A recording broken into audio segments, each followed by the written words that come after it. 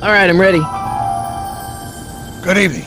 I'm Dr. Emmett Brown. I'm standing on the parking lot at Twin Pines Mall. It's Saturday morning, October 26, 1985, 1:18 a.m. And this is temporal experiment number 1. Come on, Einie. Hey, boy, get in there. That a boy.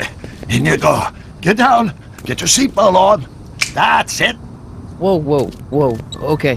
Please note that Einstein's clock is in precise synchronization with my control watch. Got it? Right, check, Doc. Good. Have a good trip, Einstein. Watch your head.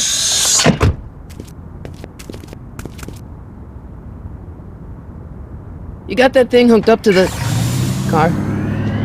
Watch this. Yeah, okay. Got it.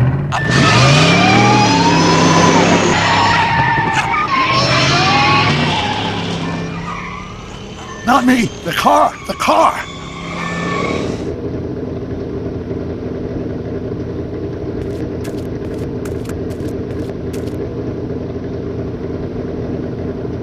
If my calculations are correct, when this baby hits 88 miles per hour, you're gonna see some serious shit.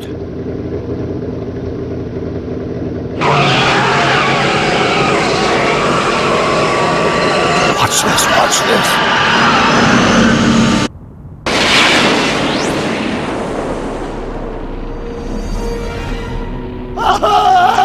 What did I tell you? 88 miles per hour! The temporal displacement occurred at exactly 1:20 a.m. and 0 seconds!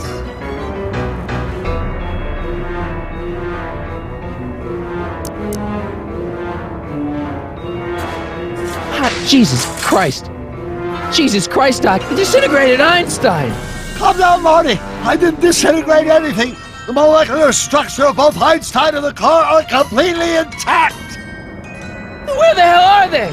The appropriate question is, when the hell are they? You see, Einstein has just become the world's first time traveler.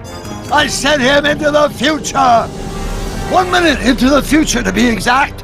And at precisely 1:21 a.m. and 0 seconds, we shall catch up with him and the time machine. Wait a minute, Doc. Are you telling me that you built a time machine out of a DeLorean? The way I see it, if you're going to build a time machine into a car, why not do it in some style? Besides, the stainless steel construction made the flux dispersal. Look out!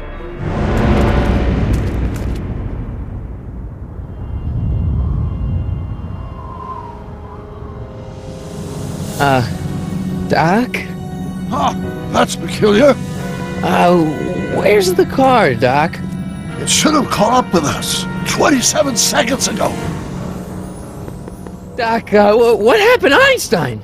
No need for concern. It's probably just a minor miscalibration of the time circuits. Marty, could you get my notebook? It should be in the toolbox.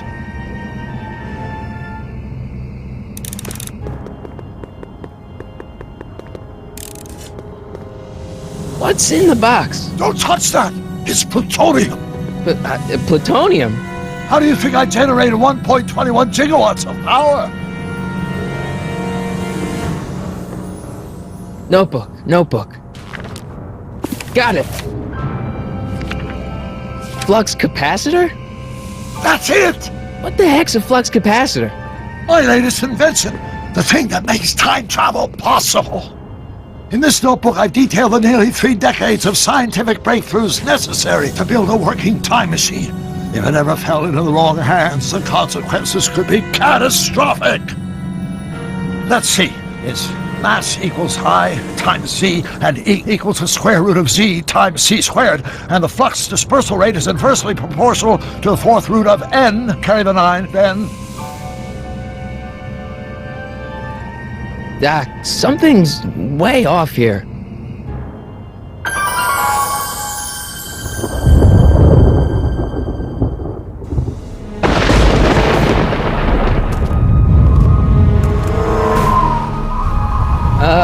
Doc?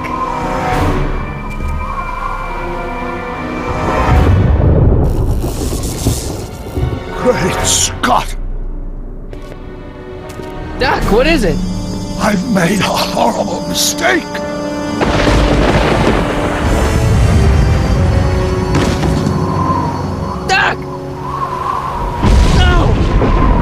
I'm sorry, Marty.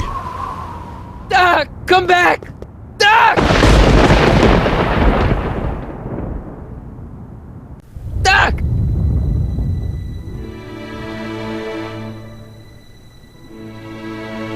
Marty, is everything okay?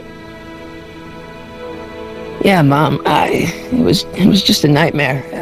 I was in the past, and Doc was there. Well, you're safe and sound now. Back in good old 1986. But you'd better get up. Your father's waiting for you. Huh? Weren't you going to meet him over at Doc's? Holy crap! I'm late.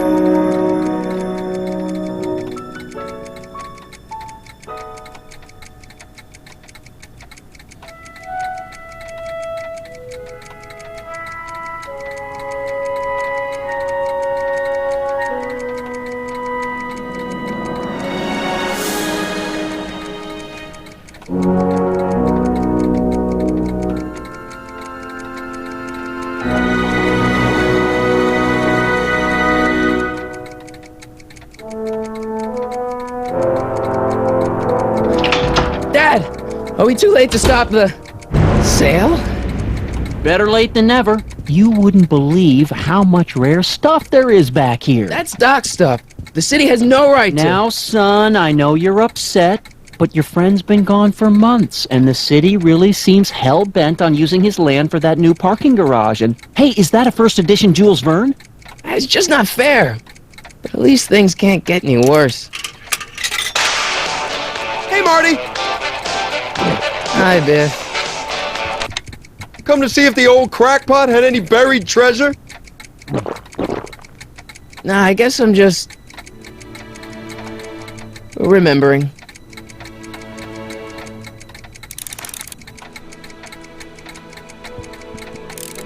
I miss Einstein.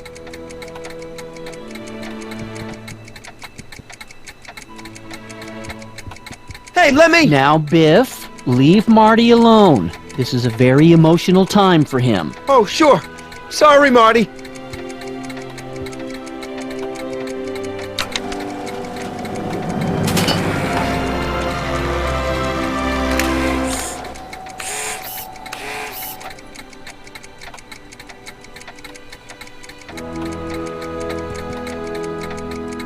A fish tank? I never knew Doc raised fish.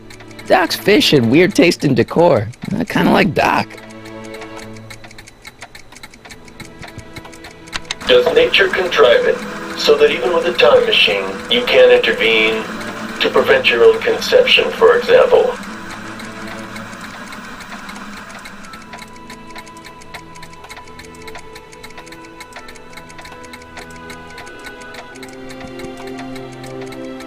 Wonder why Doc didn't take any of these with him.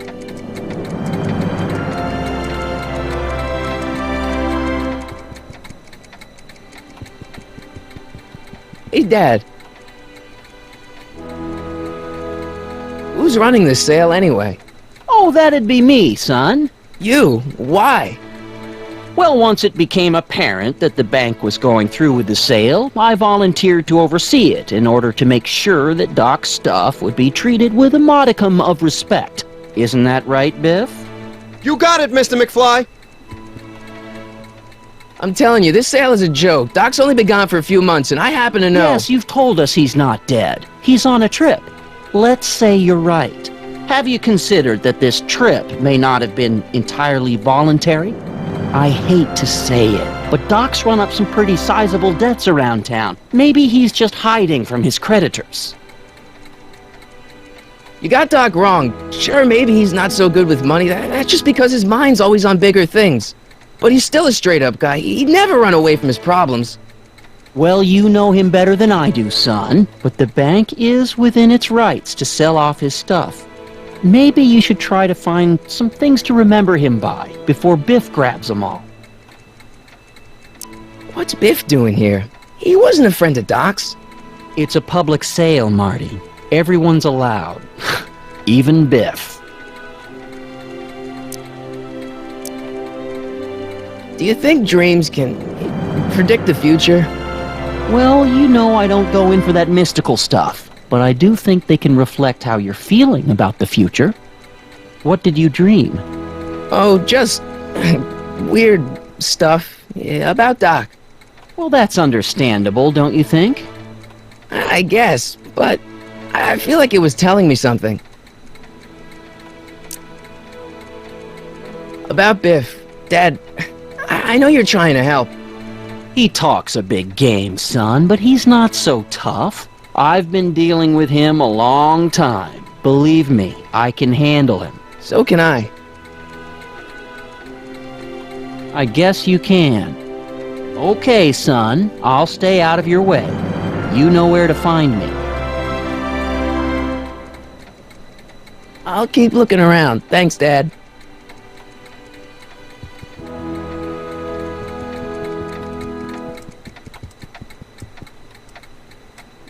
Looks like a hand-crank lightning rod, or maybe a lightning-powered pencil sharpener.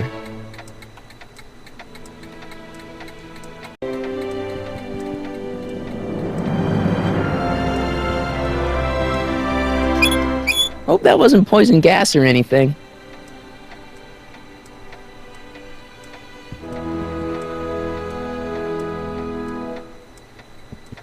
Feels like that was a lifetime ago. Actually, I guess it was.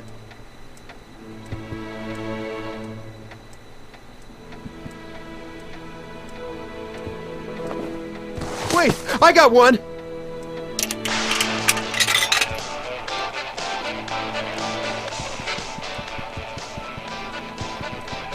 Hey, Biff. Oh, hi, Marty! What are you doing here? Well, I was as bummed as anybody to hear that the old nutcase had kicked it. He's not. But I'm not above picking through the remains. You know what they say, don't look a gift horse in the butt. Doc's not dead, you know. He's still around. Oh, really? Do you see him around here? I'm looking for something, in particular. Yeah? Something valuable?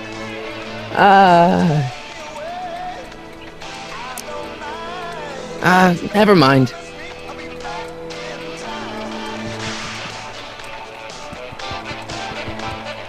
Doc built this model at downtown Hill Valley way back in 1955. The clock tower in the courthouse even works. What the? Is that Doc's notebook in there? Hey, that looks just like the courthouse. You gotta hand it to the old coot. He was good with his hands. Biff, can I see that a minute?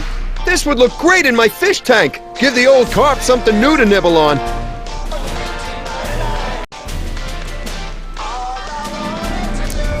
You know, you and my folks go way back.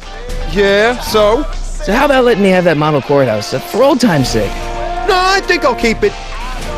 Give it here, Biff. Well, well, looky what we have here. Looks like plans for something. What's a flux catheter? It's none of your business. Doc asked me Brown's worm food, kid. But this looks like it might be worth something. Ha!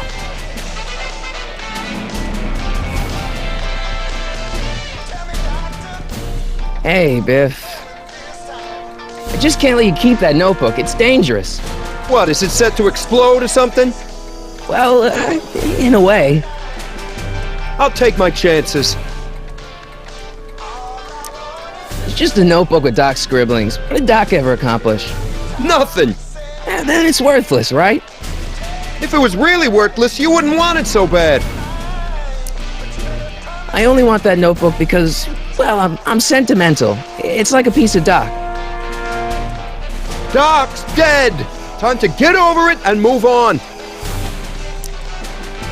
That notebook wouldn't mean anything to you. You wouldn't even understand what's in it. You calling me ignorant? I'll pay you for it. How much? Not enough! Never mind.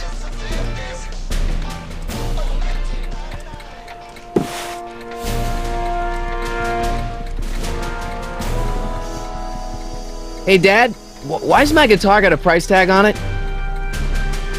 Sorry, son. Must have been an overzealous clerk. Just pick it up. I'll iron things out with the bank. Hey, Dad. That notebook is Doc's legacy. I've got an obligation to protect it. Now, hold on a minute. Didn't you just get done telling me Doc's still around? Off traveling somewhere? Yeah? Then how is it your obligation to protect his legacy? You can't have it both ways, Marty. If Doc's alive, he can protect his own legacy.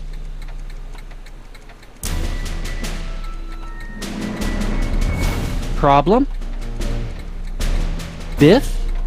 He's got this thing, see, and I really need to get it back. If he stole something from you... No, it's one of Doc's notebooks. He found it first, but...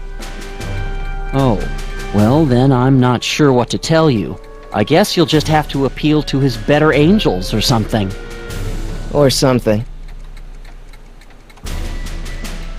I'll keep looking around. Thanks, Dad. Let's make some noise.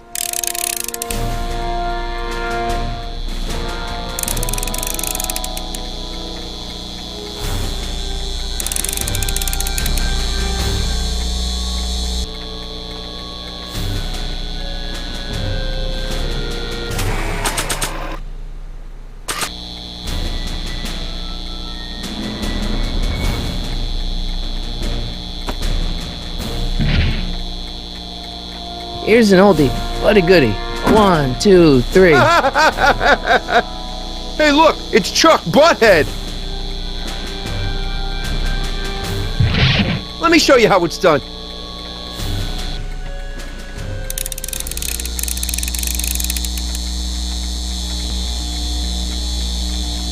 Now watch me blow the lid off this joint.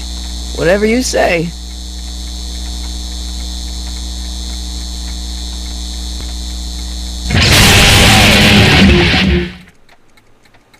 Rock on, Biff. Oh, shit.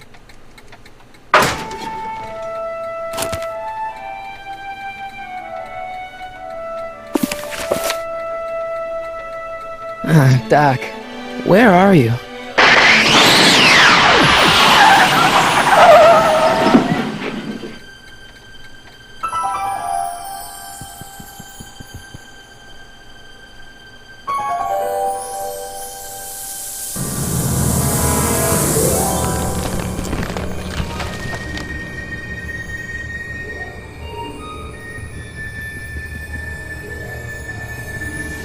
Doc?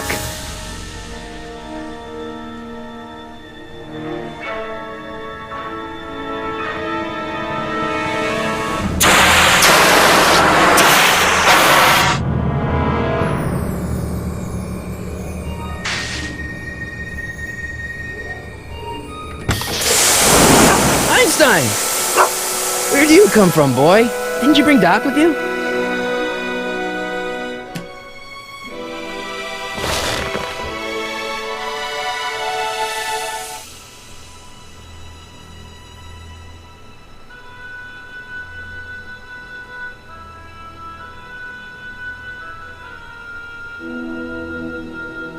I can use those to enter a date into the time circuits. I can use those to enter a date. Okay, Doc, I know I haven't seen you in a few months, but I'm pretty sure this isn't your shoe.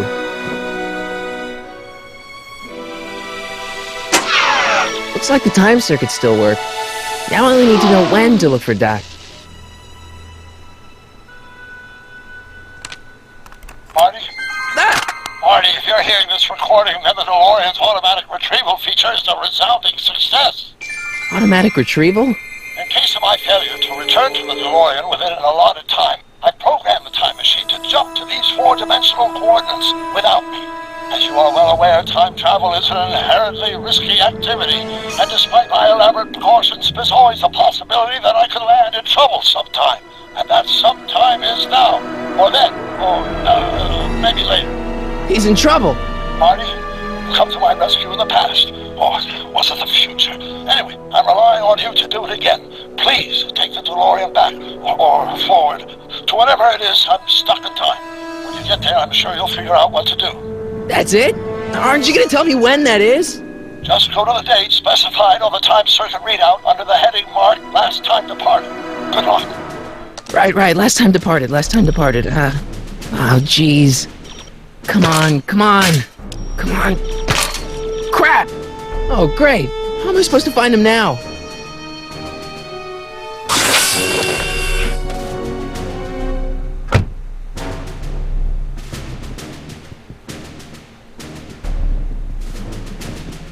What kind of trouble is Doc in, Einie?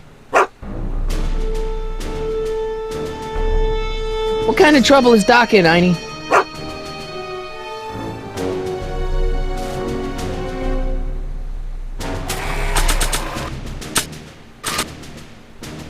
What do you know about this shoe, Einie? Great Scott! I think he's onto something!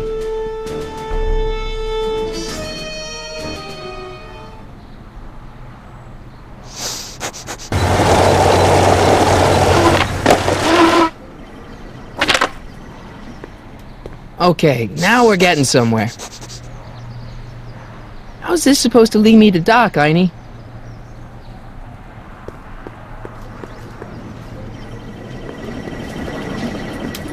I guess there's time for a quick game.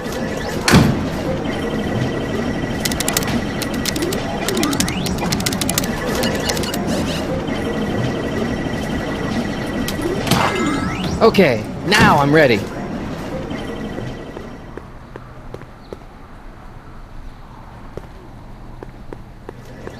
Starbase 0. I hope Jimmy's fixed the Wild Gunman machine.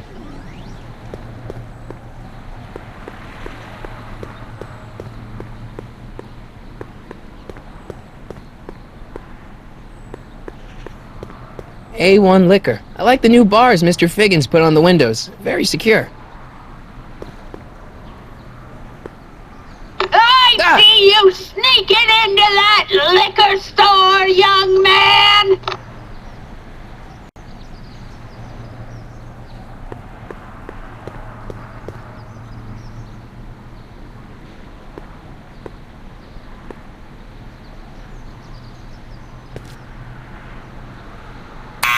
Step away from the door! Now, let me get a look at you. Einstein, come on! Just as I suspected. Hooligans! Get along now! Scat!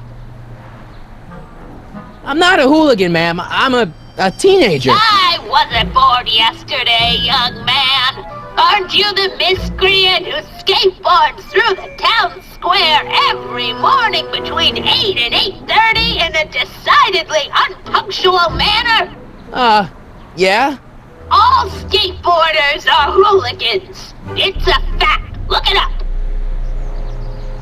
State your business, child. You're making me miss Merv. Well, see, that's the thing. I'm not sure why I'm here. Einstein here brought me, and... Well? E. Strickland. You aren't related to, Vice Principal Strickland, are you, ma'am? Not that it's any of your business, but I'm his sister, Edna. Oh, and you're one of those McFly slackers, aren't ya? Yes, what's old man Strick? I mean, what else has your brother been saying about me? Nothing I couldn't have deduced from myself, slacker. Can you let me in? I've got something to show you. What is it? Let me see.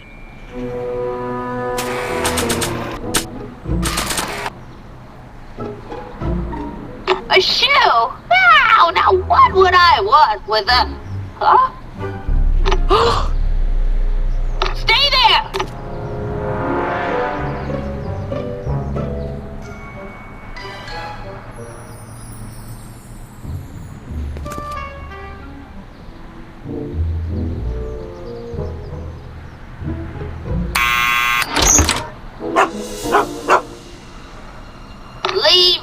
living creature outside! Sorry, Einstein.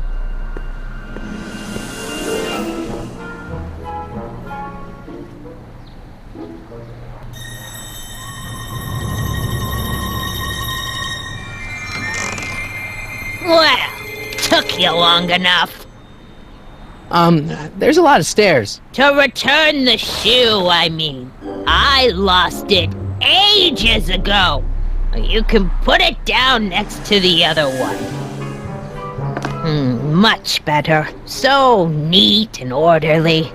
Yeah, I suppose you'll be wanting some sort of reward now. No, All I've got is tea and candy. But... I'm sorry I called you a hooligan.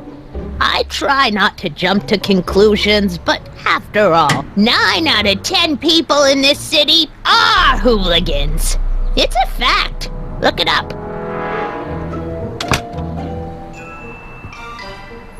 Have a seat, Sonny.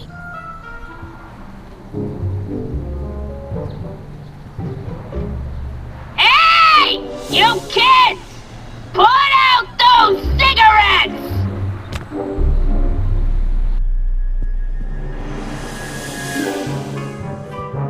I can't leave now. Miss Strickland's my only hope of finding Doc. Miss Strickland, about your tea. You forgot to turn on the... You! It's spelled with a U! You illiterate vandal!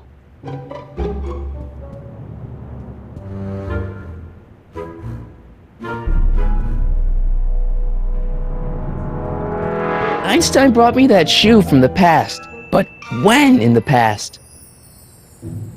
What are these? My editorial trophies. Cat Lovers Quarterly. It's legitimate journalism.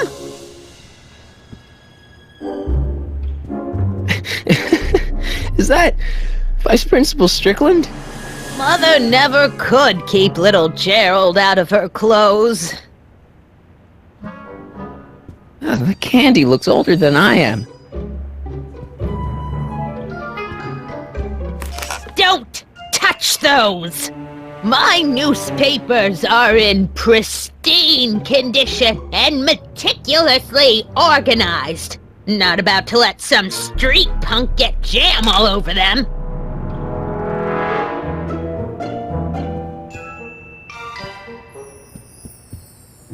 Oh, I wouldn't do that if I were you. Ms. Pretty Whiskers is very particular about who handles her food. Miss Strickland? Jack! Diane! I know what you're doing behind that tree! Yes? Do you remember when you lost your shoe? Shoe? That shoe over there. Oh, that shoe! Huh. Hi, what a nosy Nelly! No one likes a busybody, you know. But... Oh, fine, let me think about it. Yes, I remember. I lost it in a scuffle with a dog. Oh, when was it? Oh, yes, the day that speakeasy burned down. a speakeasy? In Hill Valley? Don't act so surprised, young man. Your generation doesn't hold a copyright on moral depravity, you know. Sin has been on the prowl in Hill Valley since the day it was founded. Wow, a speakeasy. That must have been wild.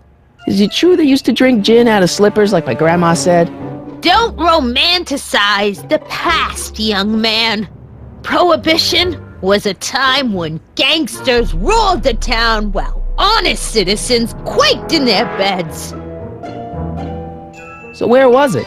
That speakeasy that burned down, I mean. That was ages ago. If you're looking for bootleg hooch. No, I'm just curious, that's all. I'm a student of history. Student of history, my Aunt Fanny. Yeah, your generation of hooligans and slackers could give two ripe figs about history. Miss Strickland? Oh, video store! Huh? The speakeasy used to be hidden in plain sight down there in the town square, right where that disgusting videotape rental store squats today. So the video store building must have gone up after the speakeasy burned down. The following year, as I recall. What's with all these newspapers? This is my personal archive. I've got every issue of the Hill Valley Telegraph ever published. Get out! Every single issue? From 1871 to the present. If it happened in Hill Valley, you'll find it in my stacks. I guess somewhere in these stacks there must be an article about the speakeasy burning down. Naturally. Yeah, I probably wrote it myself. I was quite a reporter back in the day. Any idea what date that article came out? Well, obviously the day after the speakeasy burned down. Doing some stargazing? Oh, I set my sights on lower things. Is that? Tim-Tannen! Get away from that hubcap before I call your father!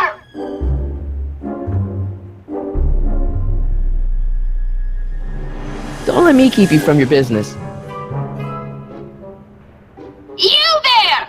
Don't even think about tossing that Kleenex on the ground! Mind if I take a look? Go ahead, dear.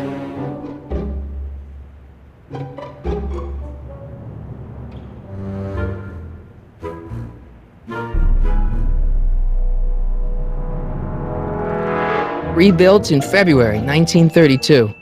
So the fire must have happened before then. But when? I need a date! Don't look at me. I'm far too old for you.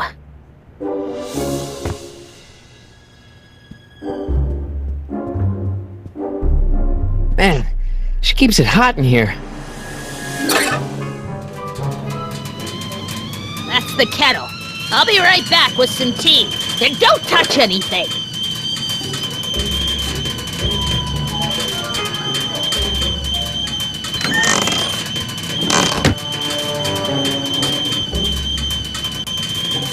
Let's see. Ground broken on site of former speakeasy. Singer vanishes. Hill Valley Expo delights crowd. Soup kitchen exposed. Here we go. Speakeasy arsonist slain. Legal procedure gave way to old-fashioned vengeance last night when a mob descended on the Hill Valley police station. The suspect in the speakeasy arson case, a drifter known as Carl Sagan, was pulled from his... Carl Sagan? It's Doc! Killed by a mob. What's the date? June 14th, 1931. Jeez, I gotta rescue him. My newspapers! Sorry, Miss Strickland. Let me... No! You've gotten my history out of order! Oh, do you know how long it'll take to fix what you've done? Oh, get out! Get out! Get out! Help! Police! I'm being attacked by hooligans!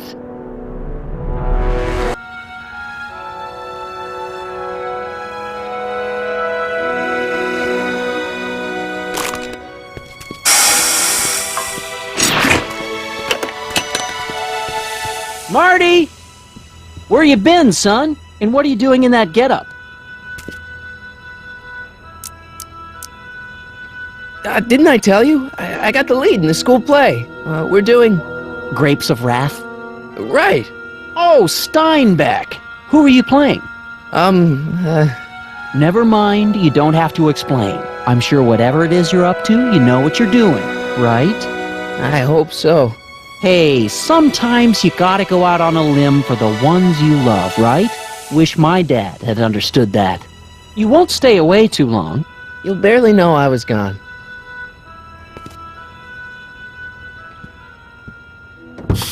You ready to go, Einstein?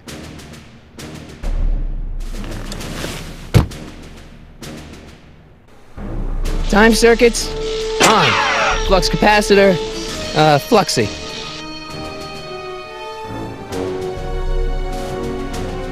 Time circuits are already on. I can't leave the DeLorean now. Doc's waiting for me in 1931. Okay, if Doc's gonna get killed on June 14th, 1931, I'll just show up the day before and get him out. I hope you know what you're doing, Doc.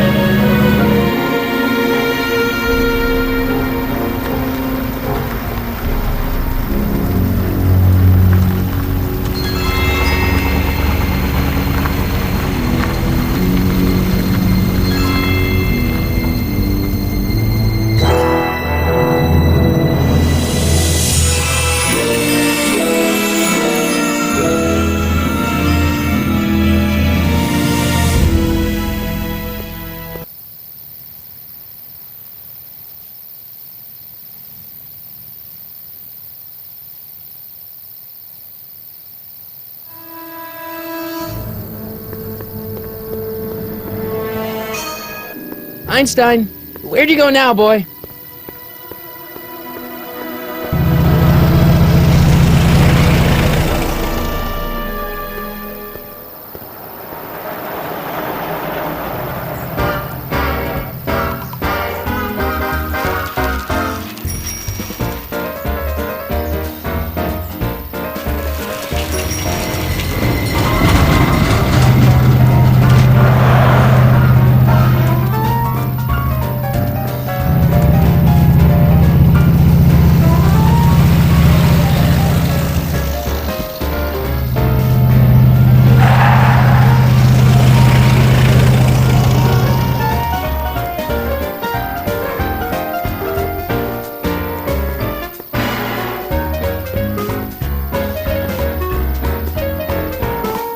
Young man! Excuse me, young man!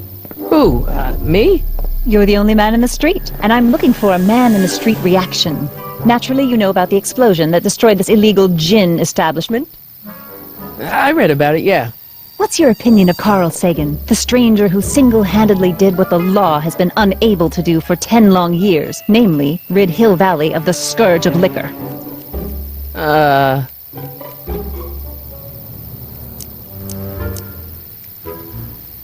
How'd Doc get himself into... Doc? Doc is his nickname. I'm good friends with Carl. You are? Really? Oh, but I need an unbiased opinion for my story. Pretend you don't know him. How would you feel about his heroic act of destruction?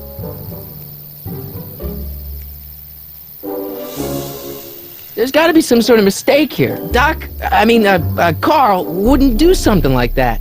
It's surprising the lengths a person will go to when it's a clear-cut matter of right and wrong. You've got an honest look about you. You do support the side of righteousness, I trust.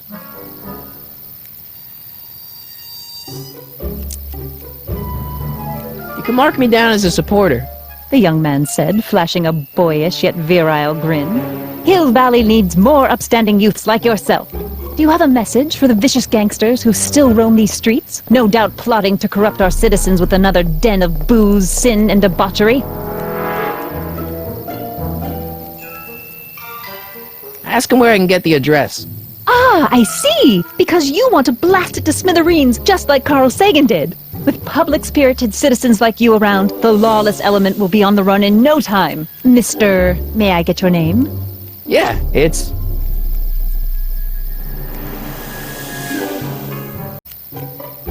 Michael Corleone. Thank you for sharing your candid opinions, Mr. Corleone. Edna Strickland, Hill Valley Herald. I know, I met you back. I'm familiar with your work. You read my column? How sweet! I know it's just an etiquette column, but I believe it'll lead to bigger and better... Oh! Einstein, no, down, boy. Is this wretched creature yours? He assaulted me once before. What's got into you? Aggressive dogs must be kept on leash at all times. It's the law. Look it up. Doc, I gotta find Doc.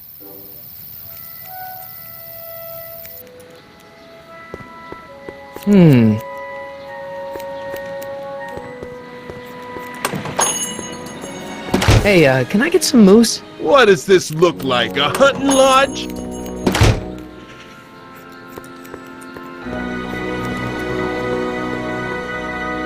Majestic Arms. Transients welcome.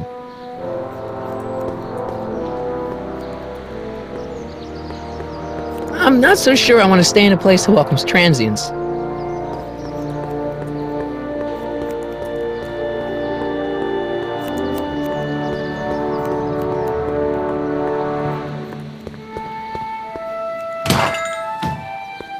You gonna buy anything? No. Then get out, bum!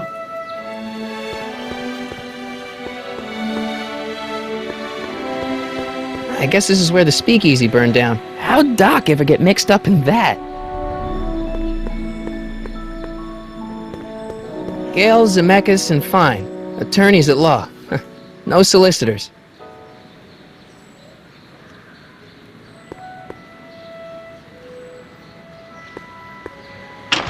Hello? No solicitors!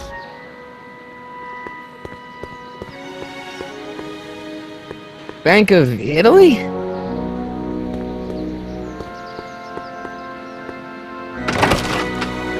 How can I help you, sir? Without any money, I don't really have any business in there.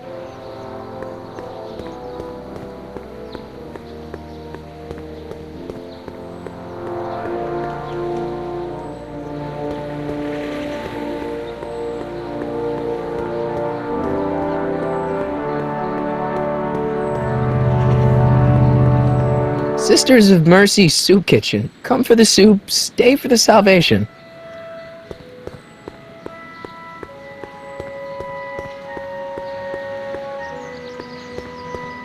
Hill Valley Police Station. Cripes, this place looks old, even for 1931.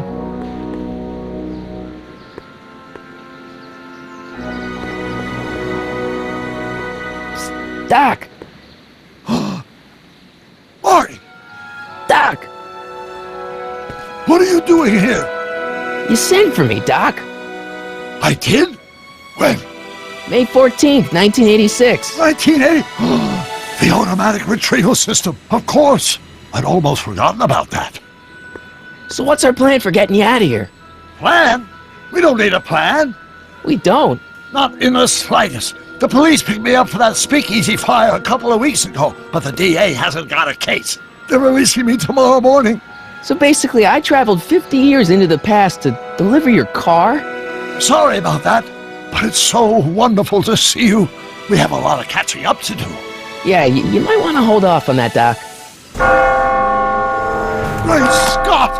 I'm going to be gunned down by gangsters on the steps of the courthouse. Why would they do that? Guess they didn't approve of my burning down their speakeasy.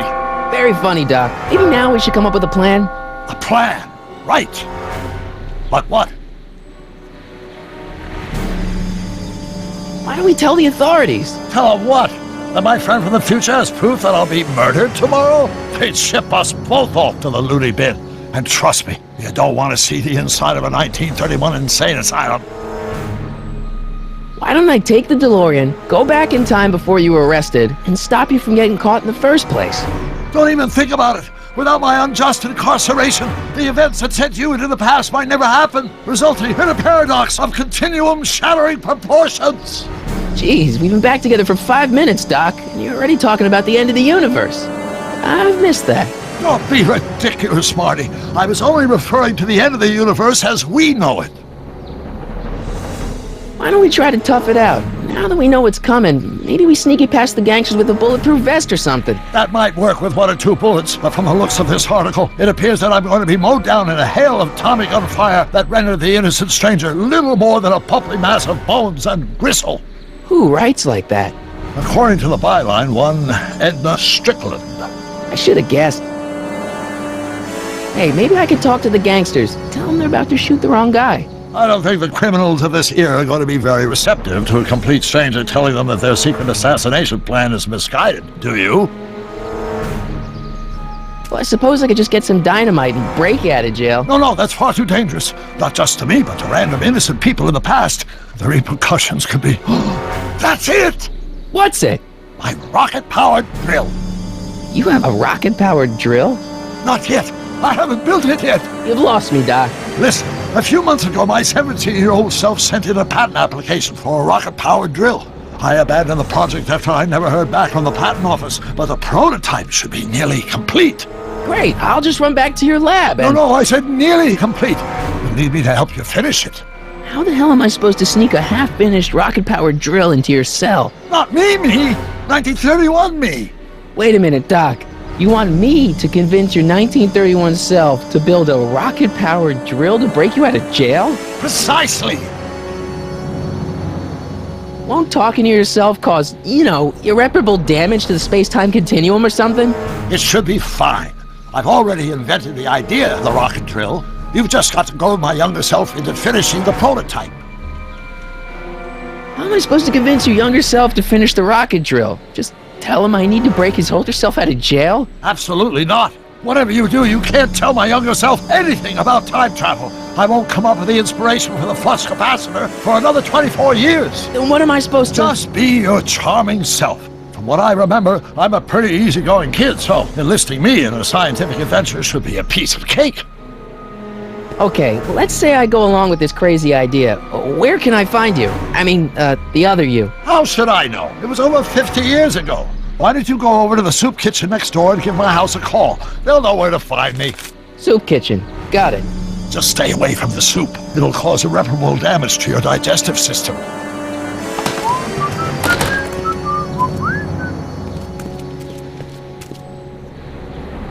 I guess I better get started. Don't worry, Doc. I'll get you out of here in no time. I'm not worried. Once you and my younger self put your heads together, you'll be unstoppable.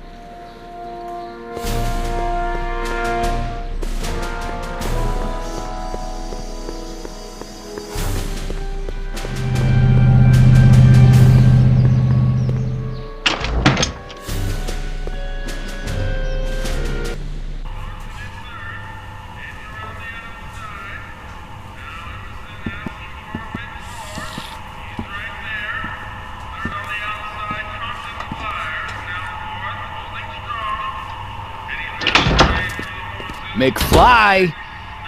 Biff? Kid! Grandpa? That's Mr. Tannen to you, Artie. What are you doing out here? Well, I was getting kind of hungry, so I figured I'd come down here for some free soup. Just thought I'd come down for some soup.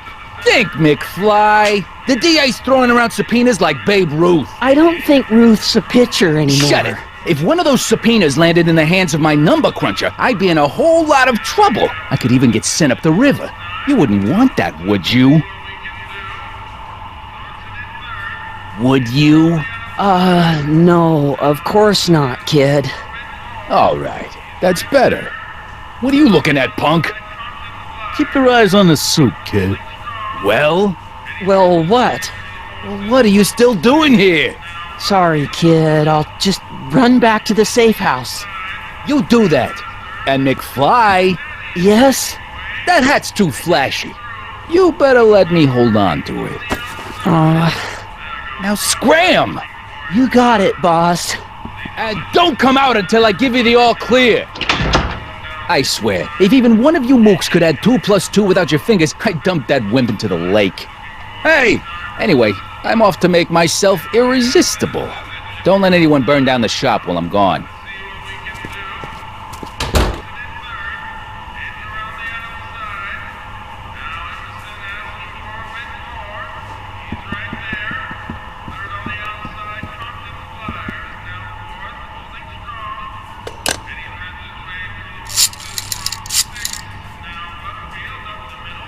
Brown residents? Hi. Do you know where I could find Emmett Brown?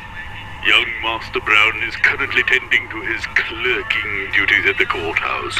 Who may I say is calling? The courthouse? Doc never told me he worked at the courthouse.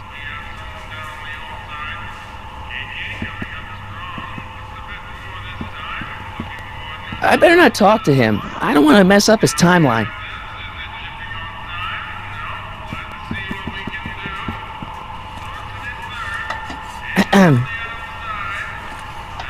Okay. Hey, never mind.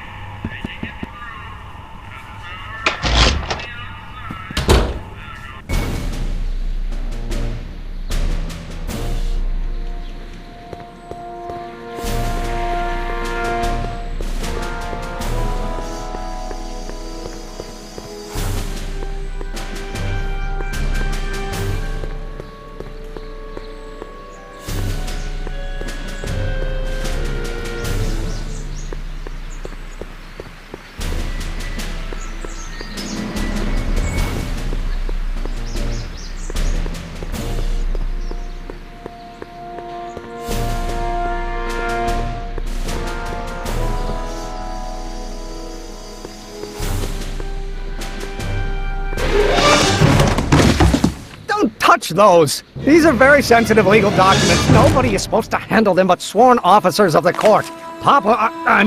Judge Brown says so. Judge Brown? Doc.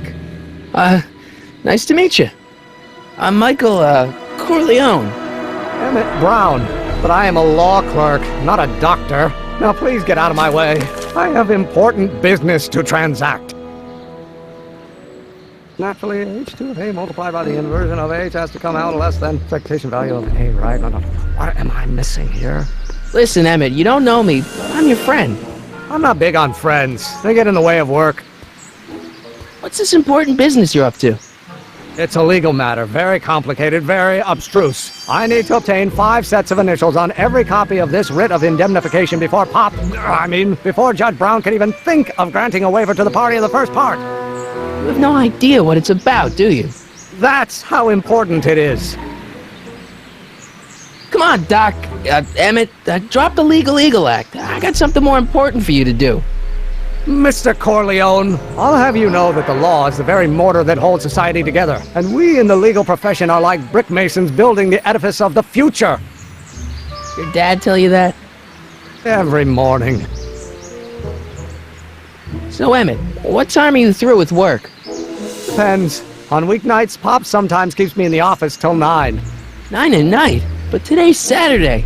Right. So I probably won't get off before 10.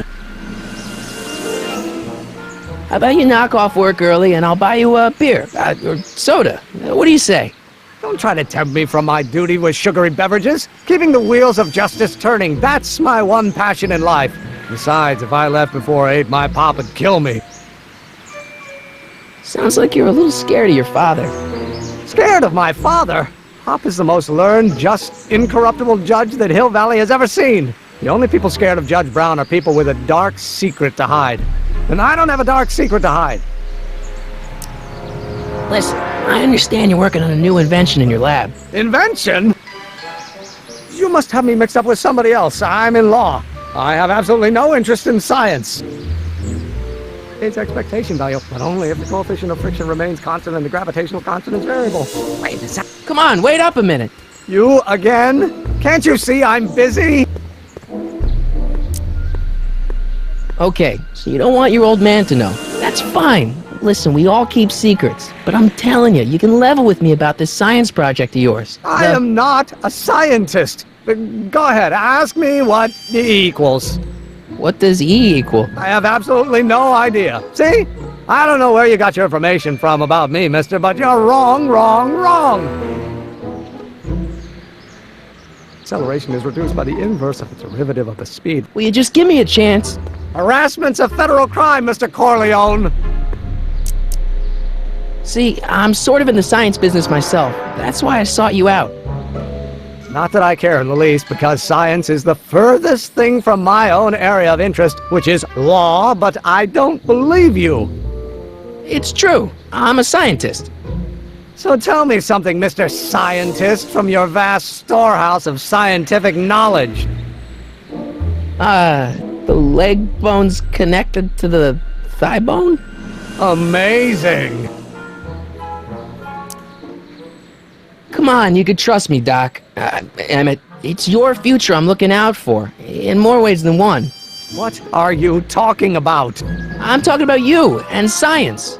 Oh, that word again! If you insinuate I'm a scientist once more, I'll sue you for defamation of character!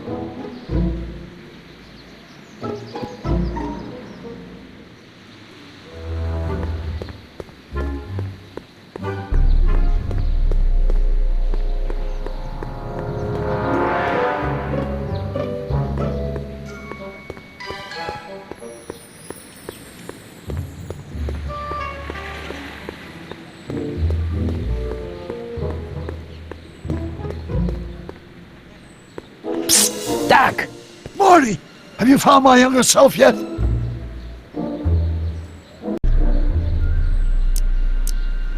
Well, I met your younger self. Great! And I gotta say, you're kind of uptight. What? You won't even talk to me. I find that hard to believe. Tell me what happened. I tried asking him about your rocket drill, but he says he's not a scientist. What? What? Father.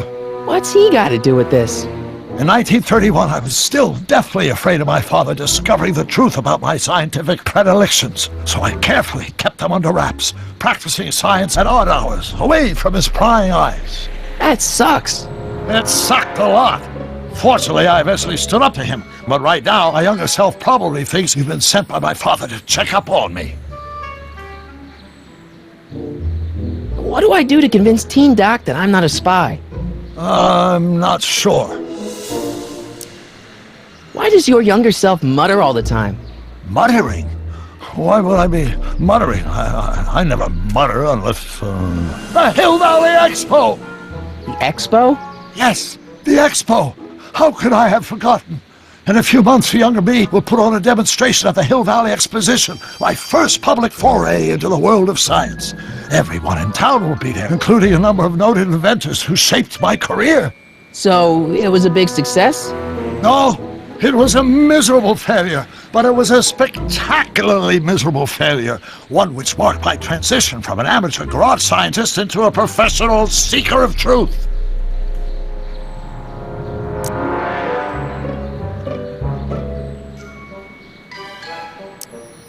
What do I do to convince Teen Doc that I'm not a spy? I'm not sure. What does this expo have to do with you muttering all the time? When I was younger, I used to relieve stress by working on complex mathematical conundrums. No doubt my younger self is working on some impossible problem in an attempt to work off cerebral steam in the weeks before the exposition. What was I muttering about? I don't know. H to the something with an inverse of something else. I'm not so good at equations. That's too bad. I bet if we could solve my younger self's problem, he'd be more inclined to listen to you. You know, your younger self seems really dedicated to the law.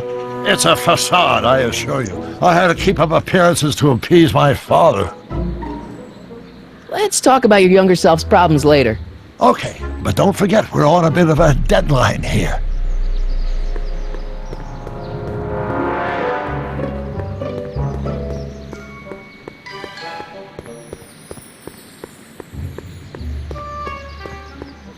times acceleration, of course. That's Newton. But how many Newtons are required to maintain a constant massive acceleration? Don't think, Emmett, think. H to the A multiplied by the inverse of A. H to the A multiplied by the inverse of A.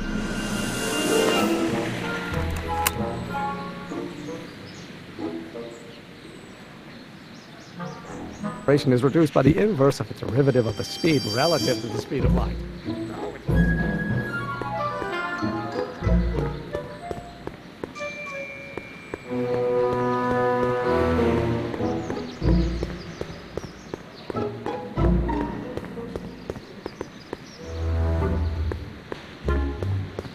Psst, Doc!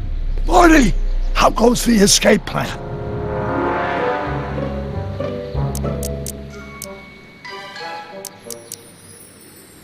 So, Doc, does this ring a bell? Oh, think, Emmett, think. H to the A multiplied by the inverse of A. H to the A multiplied by the inverse of A. Good grief! Is that me?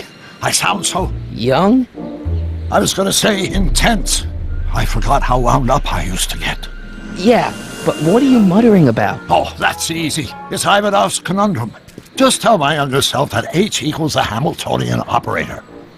Won't giving him the answer mess up the time stream? Only if it turns out that reality is actually nothing more than a holographic illusion created by the interplay of subatomic particles on a vast two-dimensional membrane. So... It'll be fine. Where have you been all this time? I missed you. I've missed you too, Marty. But I thought it was important to let you live your own life for a while, free from the insanity of time travel. I gotta admit, it was nice to not have my family history blowing up in my face for a few months. Besides, I've been busy raising my own unpredictable teenagers. So how are Clara and the kids? They're fine. Right now we're trying to decide where to send Jules and Vern to college. Clara prefers the 2020s, but I'm partial to the 1960s. We're planning on visiting you and Jennifer in 2011 soon. Me and Jennifer? In 2011? Oh, forget I said anything. Where'd the DeLorean come from? The last time I saw it had been smashed to pieces by a train. It's a fantastic story. Do you remember when the DeLorean got struck by lightning in 1955? Yeah? Unbeknownst to either of us, the lightning produced a temporal duplicate of the time machine, one that was tossed 70 years into the future. What? I found out about it during a trip to 2025 and recovered it just in time to stop Riff Tannen from vandalizing the time stream. Heavy. So that DeLorean...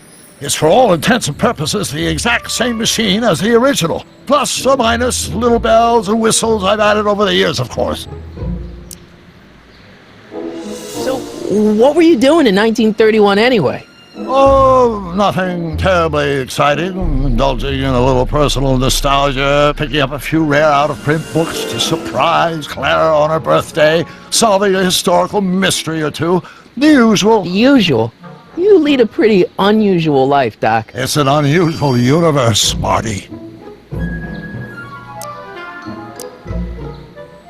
I hate to tell you, Doc, but your last time departed display is on the fritz. It is? So how did you find me? I found one of Edna Strickland's shoes in the DeLorean. How did one of her shoes get in the DeLorean? Einstein took it from her. He did? How strange. Heidi almost never attacks people. Not without a good reason, anyway. How'd you wind up in jail in 1931 anyway? During my trip to the past, I decided to look into one of Hill Valley's unsolved mysteries. The fire at the speakeasy. Exactly. I thought I was safely hidden across the street. But when the fire started, there was a tremendous explosion, and I was knocked unconscious by a stray brick. When I woke up, I was here in jail, charged with arson. That's horrible. I know. Worse yet, I still don't know who started the fire. Guess who I bumped into at the soup kitchen? My grandfather. No! Don't worry, I didn't talk to him or change his future or anything. Good. I wish I could, though. This era's Tannen is treating him like dirt. Don't worry. If history plays out as it's supposed to, he'll soon be out from under Kit Tannen's thumb and free to live out his life as a humble accountant with your grandma. What was her name again? Sylvia. Right, Sylvia. What's the story with this Kid Tannen jerk anyway? Biff's father? By this time next year, he'll be pulling down a life sentence in San Quentin. There was even a song about it. Wait, if Biff will be born in 1938, and Kid will be in prison... As I recall, he escaped from prison in 1937 for about 3 hours. That's a busy 3 hours. No kidding. What do you know about Edna Strickland? Edna? We never really socialized when I was younger. She was a few years older than me, and we traveled in different socioeconomic circles. Why do you ask? She thinks you're a hero for burning down that speakeasy. She's doing a story on you. A story? Oh, yes, now I remember. Ask Edna, the etiquette column that doubled as a pro-temperance soapbox. She believed that the consumption of alcohol would inevitably lead to a complete societal breakdown. Sounds like a fun gal. You should have seen her when the hippies started showing up in the 60s. She just somehow lost her mind. That would explain a lot.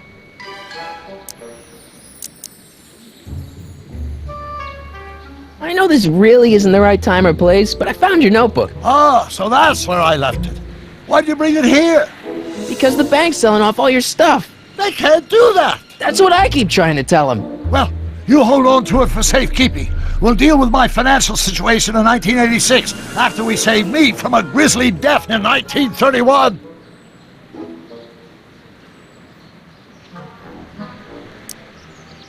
Not the best choice of words, Marty.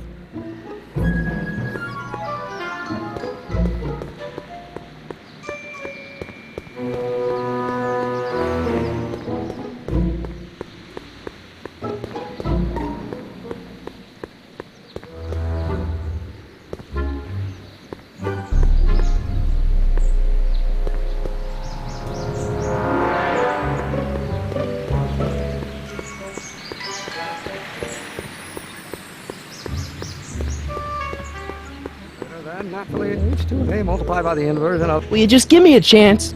Harassment's a federal crime, Mr. Corleone. Maybe H equals the Hamiltonian operator. What did you just say? I said maybe H equals the... Hamiltonian operator? Yeah! Great Scott! If H is a Hamiltonian, then H to the A multiplied by the inverse of H can only be the same as the expectation value for A. That's it! That's the solution to Ivanov's conundrum, the problem I've been wrestling with in my head all week! I'm sure you would have figured it out by yourself in a day or two. The way you figured out how to build that rocket-powered drill. Where did you learn so much about science? Well, it's like this. You know about my rocket power drill? Then there can only be one explanation. What? You're from the patent office! I confess I didn't quite know what to expect when I sent the paperwork, but I never expected this! Welcome! I'm at your service. What can I do for you? Can I see your rocket-powered drill? Of course, of course! Naturally, it's just a scale model, but it's nearly operational. I can show it to you, say, first thing in the morning? Nah, that's no good. I need to see a full-size model. That's fully operational. Tonight. Otherwise, we'll have to award the patent to a competing inventor, Dr. McCoy.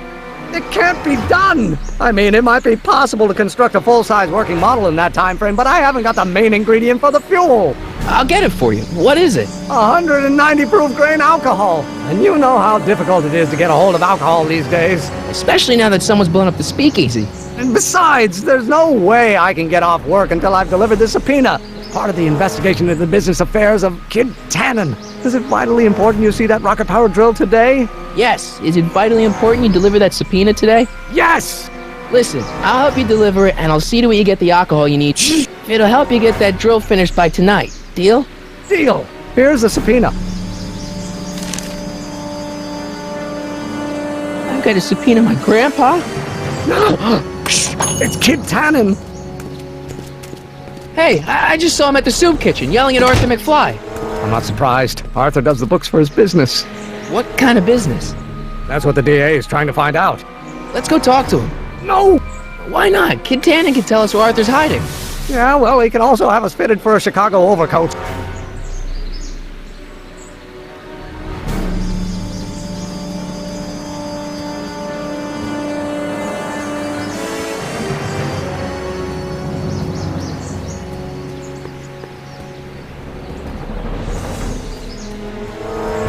Nice bike. Huffy? Huffy? I'm not huffy. I'm passionate. Passionate about justice, safety, law, and order. Never mind. Hey, Miss Strickland. Oh, hello, Mr. Corleone. Try not to draw any undue attention my way. I'm on the trail of a hot new scoop, as we in the newspaper business say. What's the scoop? I've heard rumors that something shady is going on at the Sisters of Mercy Soup Kitchen. It's under new management, you know. And we mustn't jump to any conclusions, not till the facts are in. I hope to heaven it is just a rumor. That soup kitchen is the front line in the good fight. If it goes bad, what will happen to the Stay Sober Society? Not to mention all the charitable institutions that depend on me for soup deliveries.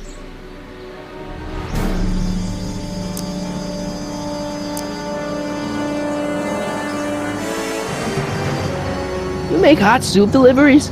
It's one of my many small contributions to the good cause. Healthy bodies, healthy souls, or so one hopes. I pick up barrels of hot soup at the kitchen, and I deliver them hither and thither. Hill Valley Orphanage, the St. Francis Xavier Ranch for Unwanted Children, Foggy Mountain Home for the Incurably Insane, Shady Acres Rest Home. Oh, I can barely keep track of them all. It's a very big job. What's the Stay Sober Society?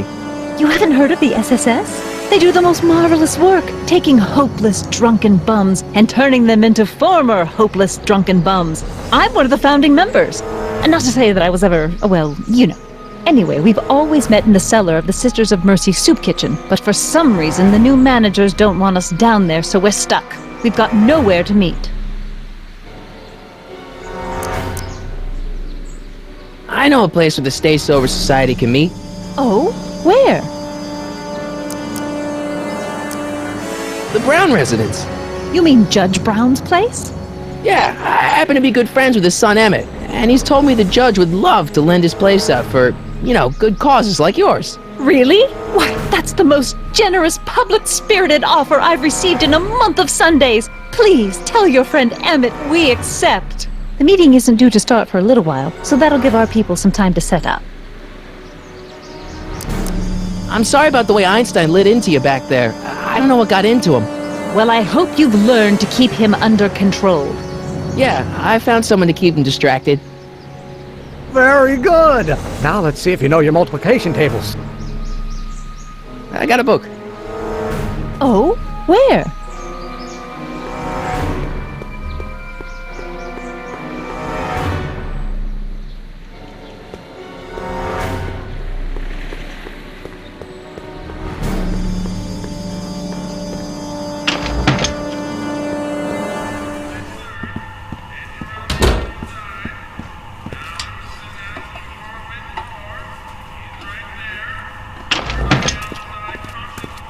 Hey, Q-Ball.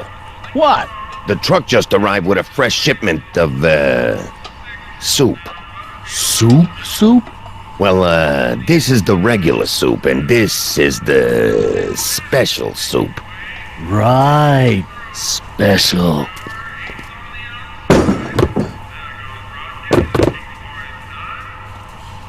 Hey, what are you doing? I'm spicing up the soup. It's my secret recipe. Listen, this ain't the Savoy, and we ain't here to feed these bozos no fancy soup. The boss has got a business to rebuild, so knock off the goofing and mind your post. All right. Just try the soup. Well? I can see why you want to keep this a secret.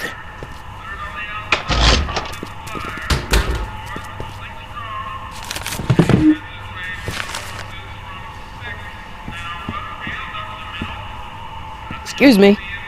You talking to me? So this place used to be a soup kitchen. What do you mean used to be? Despite recent changes in ownership, this joint is still available for the purposes of distributing food to the needy and the not-so-well-to-do, and no other purposes whatsoever. Right. What's a tough guy like Kid Tannen doing running a soup kitchen?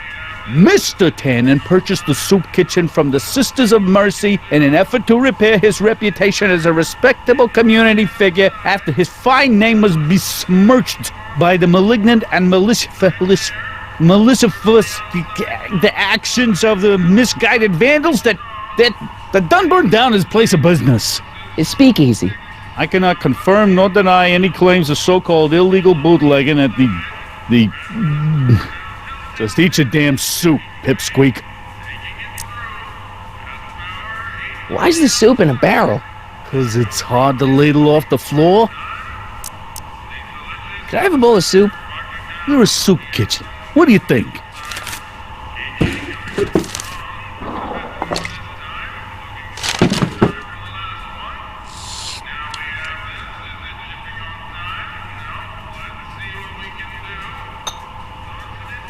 What kind of soup is this? It tastes like... Scrolle ribollita? I was gonna say week-old cabbage. Everyone's a critic. Look, all I got to work with is this 2-bit soup in a barrel and spice rack that hadn't been restocked since the Coolidge administration. What do you think I should do to perk this slop up? Let's see. Have you tried... salt? Salt? What do you think, it's too bland? Too mild? I didn't put too much pepper in it, did I? I just think it could use a little more salt. No accounting for taste these days.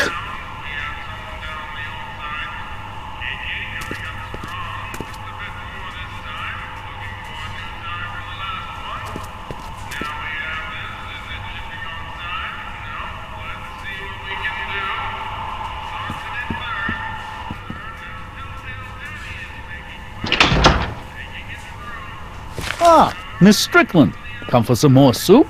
Come now, Mr. Donnelly. You know I wouldn't set one foot in this mockery of all that is good and decent if the poor of Hill Valley weren't so dependent on Mr. Tennant's overblown show of generosity. Was that a yes? Just give me the soup before I gag on the hypocrisy.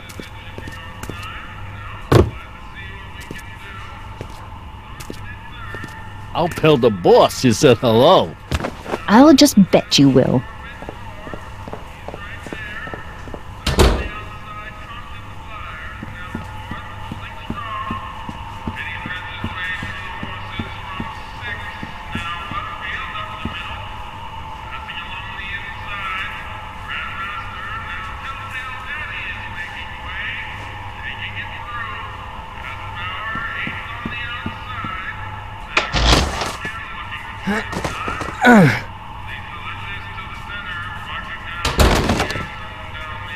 There's no way I'm gonna keep that door open without some help.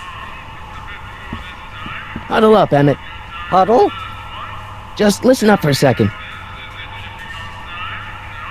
Any ideas about how to get the hooch? Hooch? The alcohol, Emmett. One might come to the conclusion that the hooch is being hidden in some of those barrels. You're probably right, but which ones? Now, if I could get my hands on some of those barrels, I could weigh them and compare their specific gravity. Specific gravity? Come on, Emmett. Kids' goons aren't gonna let us do an experiment on their barrels. Oh, I suppose you're right. We'll just have to ask the guy behind the counter. What? Ask him if any of his barrels are filled with illegal moonshine? Get real here. Well, I imagined a modicum of subtlety would be used. Subtlety. Right. Emmett, I can't get into the door over there. Those tables are jamming it shut. The door? So your plan is to just waltz in there and take a barrel of alcohol? No, of course not. That would be stupid, right? I'll say. Still, I'd like to get that door open. I can't do anything from out here. Well, it's a simple matter of physics. A lever, some sort of stop. Let me see what I can come up with.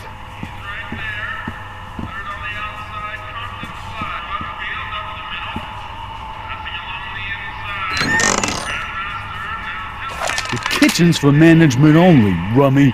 Whoa! Looks like these pipes go into the basement.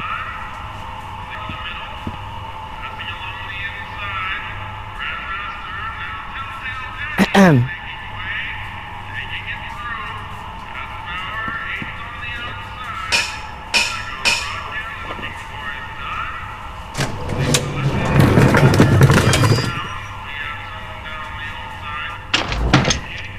More soup?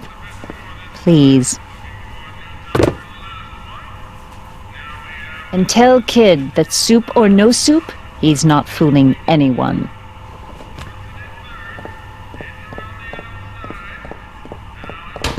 Edna picked up the barrel of hooch. Now all I have to do is to get it from her somehow.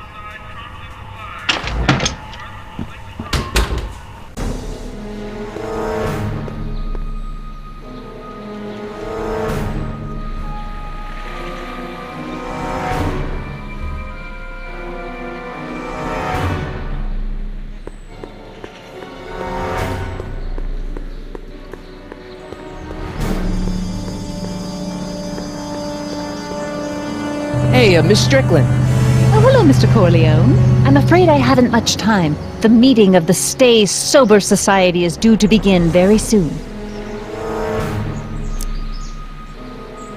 Hey, I can help you deliver soup. I donate a lot of time to charities. Oh? Which ones?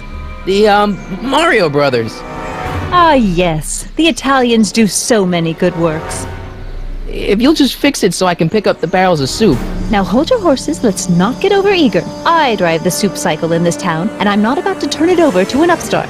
But if you're well connected with the local charitable institutions... Yeah? You can let me know when they're running low on soup.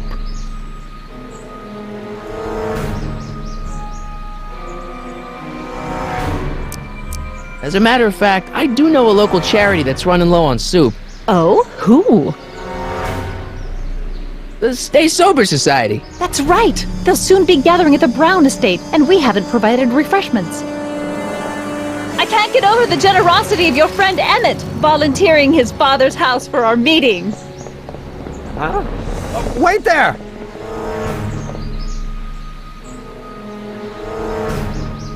Michael! What in the name of Thomas Alva Edison do you think you're doing? Don't you get it? You need alcohol to run your drill, right? Those bootleggers at the soup kitchen won't let us get our hands on any of their hooch. But we can get Miss Strickland to pick it up for us and deliver it right to your door. No, out of the question. Why? I can't just let strangers invade my parents' house. What do we know about these people? They're sober. It says so right in the name. Well, okay, but a Pop needs his peace and quiet at the end of the day. This meeting is sure to be too noisy for him. They'll be quiet. You'll be quiet, right? Oh, yes! I play my tambourine very softly. You hear that? Yes, but... But what? But it's still impossible.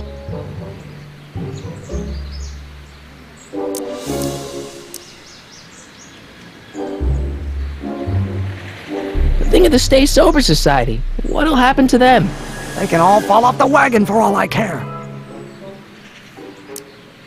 Okay, forget the whole thing. We don't have to test your rocket-powered drill tonight. We don't?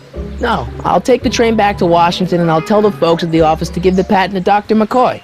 Wait!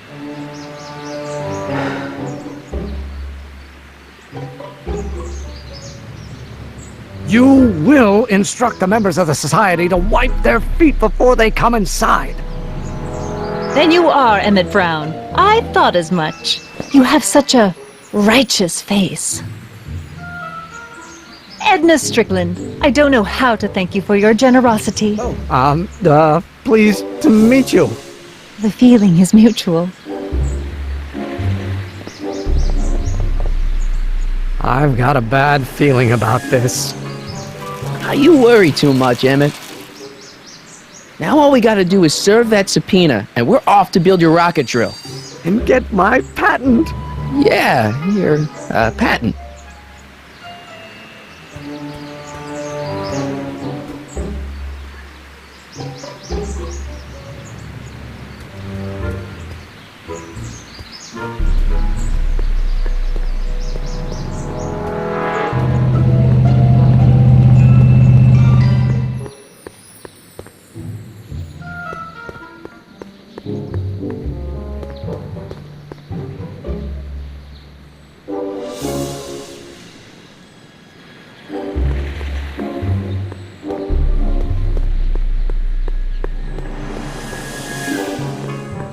What the heck? Sorry, boss. Get out of here. How about you? Huh? I'm sitting at a shoe shine booth. You walk up.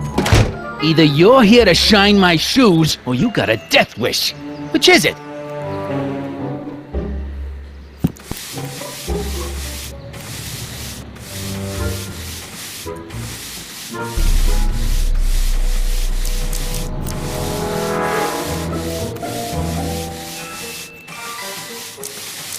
I'm looking for a guy named Arthur McFly. He's my, sort of a relative.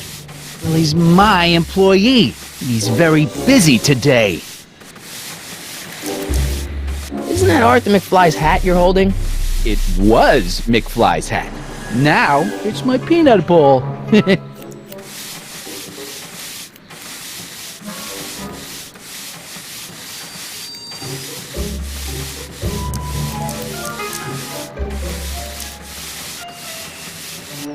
Can I have some peanuts? Why not? I'm a magnanimous kind of guy. Go ahead, knock yourself out. Hey, kid! Yeah? What the hell is that? Hey!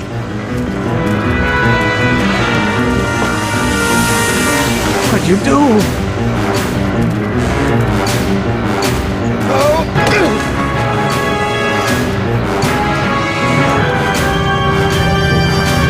Give me that hat, you lousy crook! Emmett!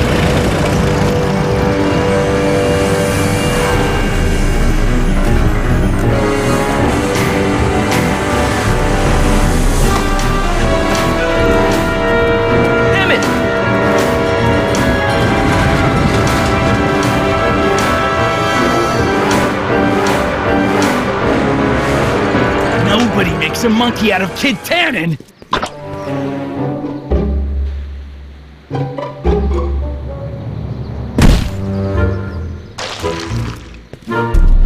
Ow! Fix me up!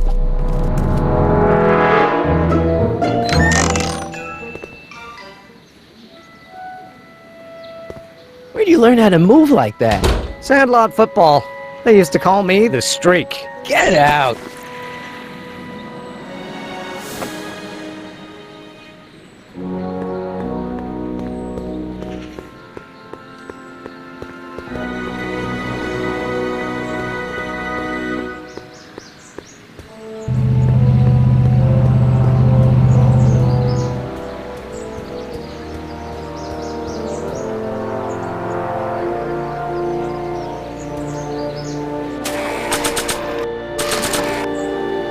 This hat belongs to my grandfather.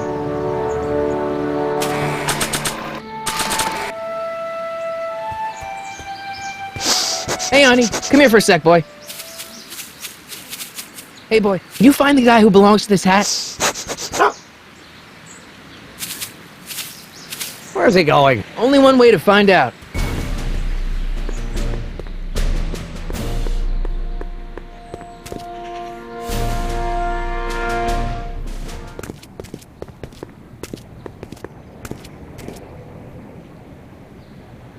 Huh, deja vu.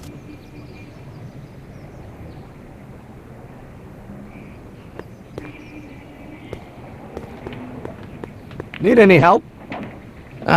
Never mind.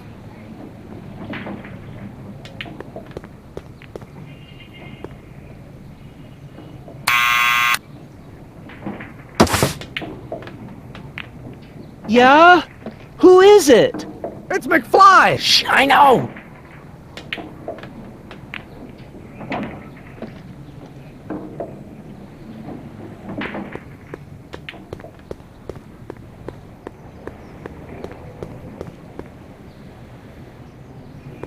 Someone's playing tricks on me.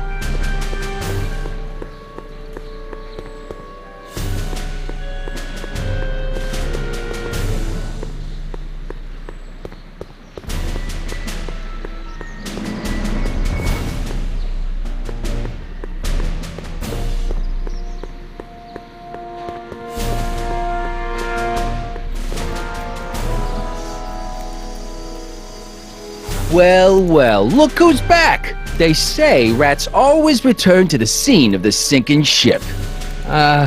Get 'em, Matches!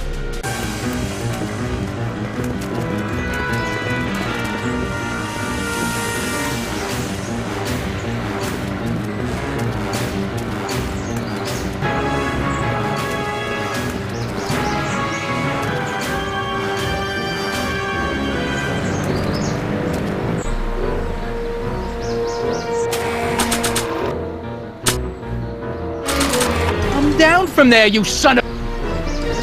What do you think you're doing up there, you scrawny little runt? Get down here right now!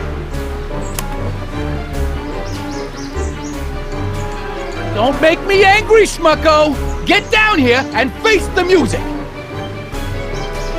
You can't get away that easy. Nobody puts one over on Kid Tannen and lives to tell... about it. You're dead meat, twerp! Better start composing your epitaph I don't want to record them because right I'm now. gonna carve it into your face! In bullets! Get down here! You're only making it worse for yourself! Einstein! Help! Lay off! Get away from me, you crazy mutt! Go away, dog. We're busy here. Go on, scram. Hey! Where'd he go? You let him get away, idiot!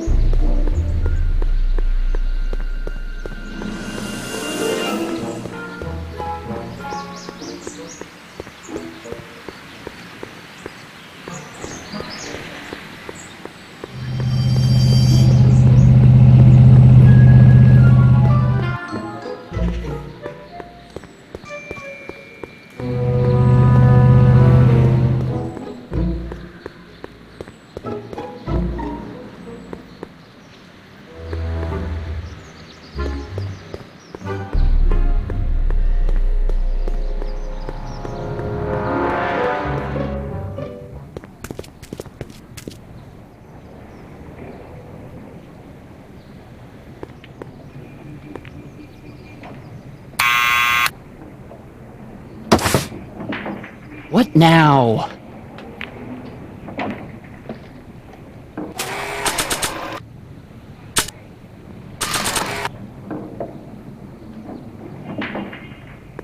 I don't want to record them right now.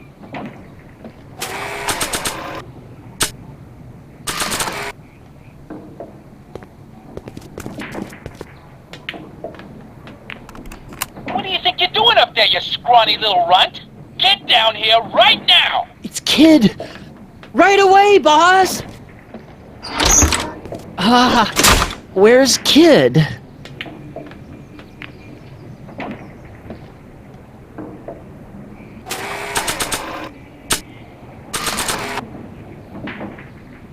Maybe not. Arthur McFly? Yeah? Got something for you. Thanks. A subpoena? Ordering you to appear in court and provide evidence in the investigation into... Kid Tannen? Take it back! You can't get rid of it, Mr. McFly. Once you've been served, it's your duty to report to the court at the earliest possible time. Failure to do so could lead to a warrant for your arrest. Arrest! But Kid'll kill me! Stupid, stupid Artie! Holy cats, what am I gonna do? I suggest you avail yourself to the protection of the court. Oh gosh, oh gosh!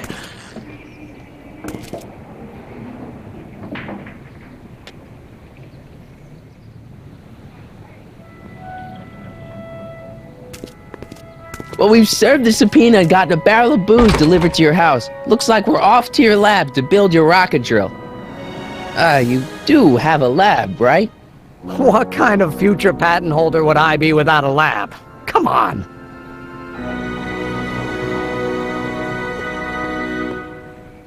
Doc! I'm off to get the rocket drill. Good. Come on, let's go. Time waits for no man.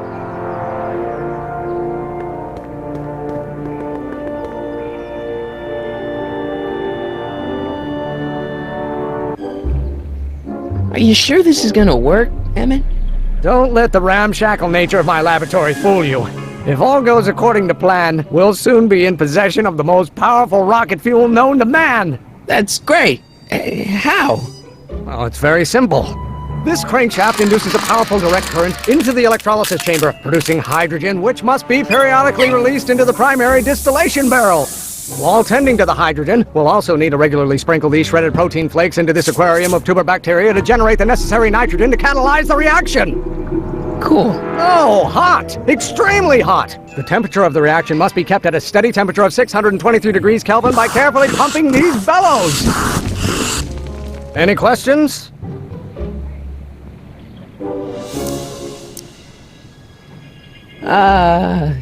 Emmett?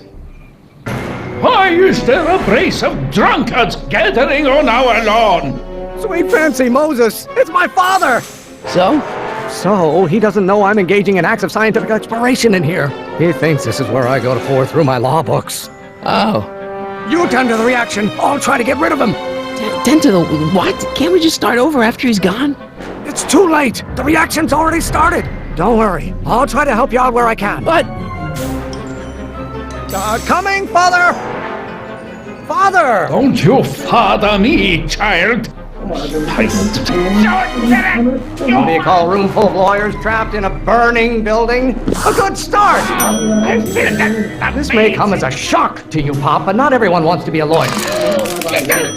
You don't get to control my life just because you fed and clothed me for 17 years. You don't like my performance at the courthouse, then fire me. This isn't food for thought, Pop. It's gruel. The hotter you get, the more I know I'm right. I strongly object to the current of this conversation, Father. You don't get to control my life just because you fed and clothed me for 17 years. Law may be your burning passion, Father, but it is not mine. Do you really want to vent our dirty laundry in public like this? Lawyers are nothing but a bunch of hot air. There, I said it. I'm afraid we'll have to take this up later, Pop. My soup's about to boil over. What? This isn't over, young man. Whew. Are you okay? You and your dad sounded... It was an argument we should have had a long time ago. Oh! Oh! What?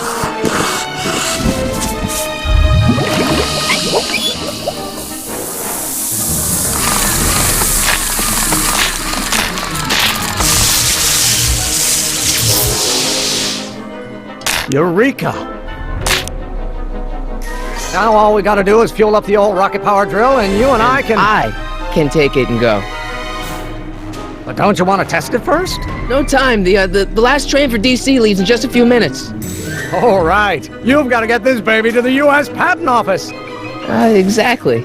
So tell me, Michael, when can I expect to hear back from the Patent Office?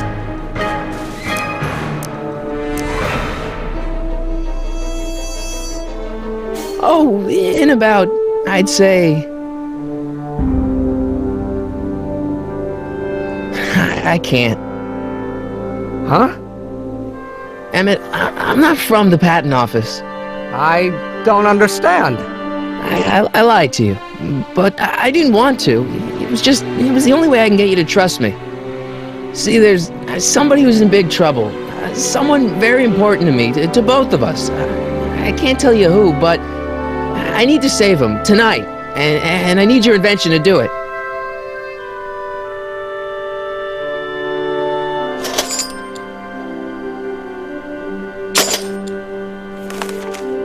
I'll get it back to you, I promise.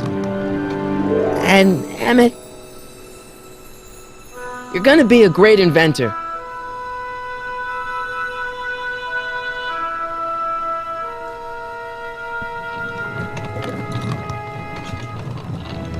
Wait! Keep the throttle at about 8.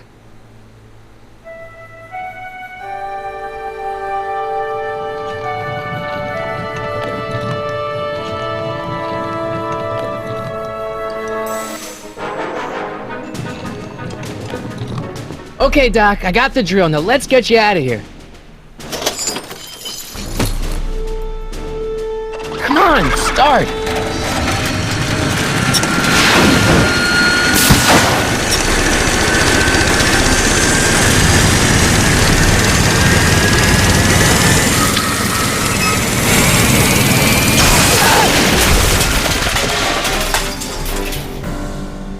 Mr. Corleone! You're too late! Too late? The Doc's not supposed to be... Doc! They're moving him to another facility for safekeeping! Oh, I better go get a quote from the police chief.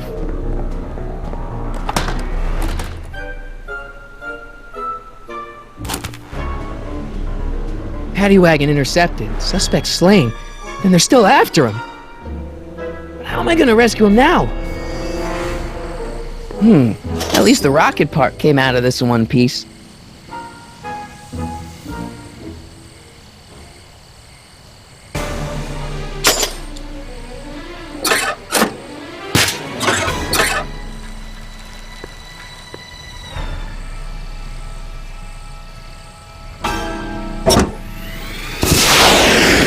Alright, I'm coming, Doc.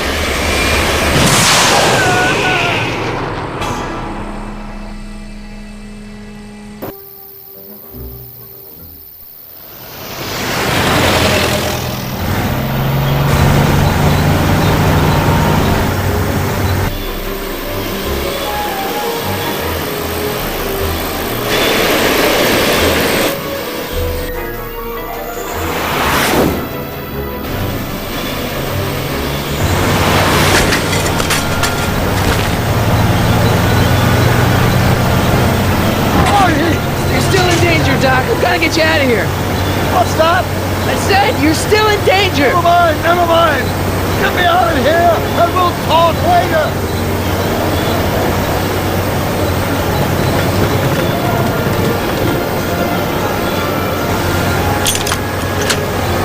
They're left. I know.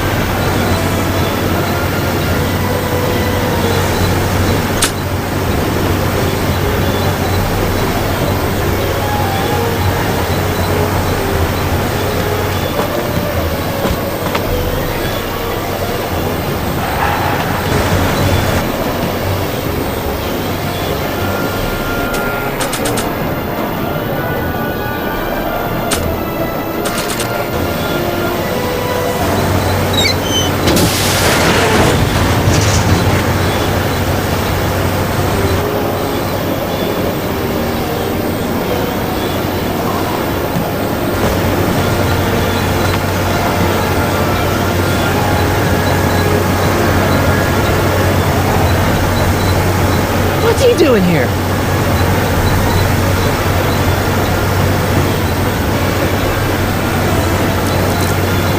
Can you distract him again?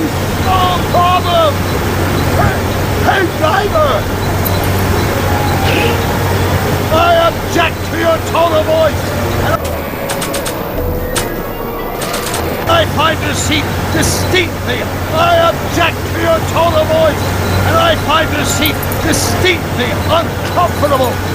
Do you have a pillow I can sit on? Hey, I'm talking to you, driver! Don't ignore me! You! Thanks, Doc. I guess that's why they call you the Streak. How did you know that? I have my sources.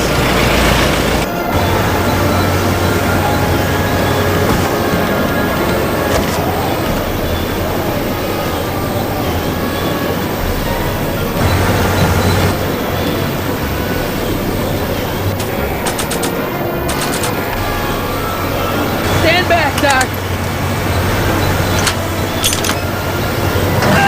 Marty! Oh!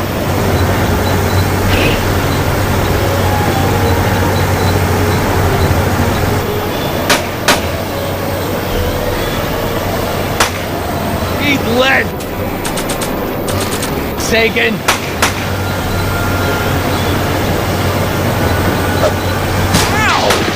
Son of a bitch!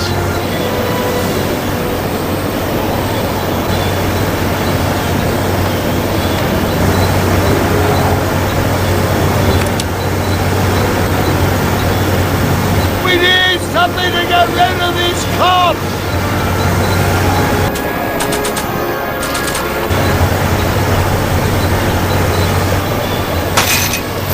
Oh! This is a rescue! That's the idea!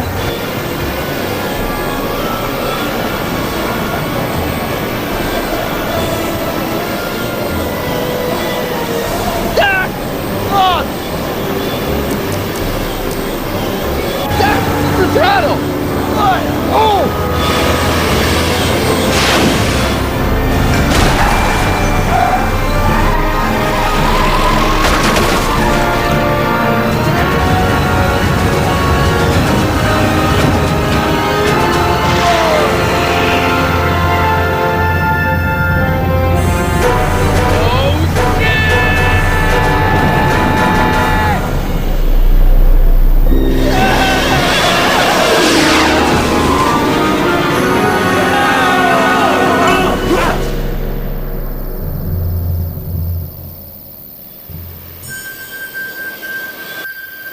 Doc, are you okay? I'm fine. But I wonder what sorts of bizarre repercussions my younger self's invention of a flying bicycle will have on the timeline. Did you know that would happen? I had a suspicion. I never could keep those rockets from exploding. So, what do we do now? Now we get back to 1986 before our interactions with the past inevitably cascade into a calamitous future. Where'd you leave Einstein? Doc? He's not in the pound, is he? No, but I think we've got bigger problems right now. Great Scott!